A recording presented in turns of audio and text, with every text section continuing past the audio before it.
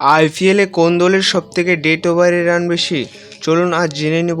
প্রথমে আছে বেঙ্গালুরু।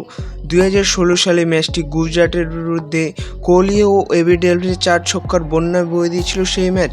শেষ 5 ওভারে কোহলির দল সংগ্রহ করে 112 রান। এটি ছিল আইপিএলের ইতিহাসে সর্বোচ্চ 5 ওভারের রান। দ্বিতীয় নম্বরে আছে মুম্বাই ইন্ডিয়ান্স। বিপক্ষে ম্যাচটি ছিল দিল্লি ক্যাপিটালসের বিরুদ্ধে। শেষ 5 ওভারে মুম্বাই দল সংগ্রহ করে 96 রান। এটি আইপিএল ইতিহাসে দ্বিতীয় নাম্বার 5 ওভারের স্কোর। তৃতীয় নম্বরে আছে পাঞ্জাব কিংস। সালটি ছিল 2023। মুম্বাই ইন্ডিয়ান্সের বিরুদ্ধে ম্যাচটি ছিল। ক্রিস গেইল ও জিতেশ শর্মা অনবদ্য ব্যাটিংয়ের উপর ভর করে পাঞ্জাব কিংস শেষ 5 ওভারে করে 96 রান। এবার জেনে নেব চতুর্থ স্থানে আছেন বিরাট কোহলির দল। আরসিবি। সালটি ছিল 2019 সাল। বেশ উত্তেজক ম্যাচটি ছিল কলকাতার বিরুদ্ধে।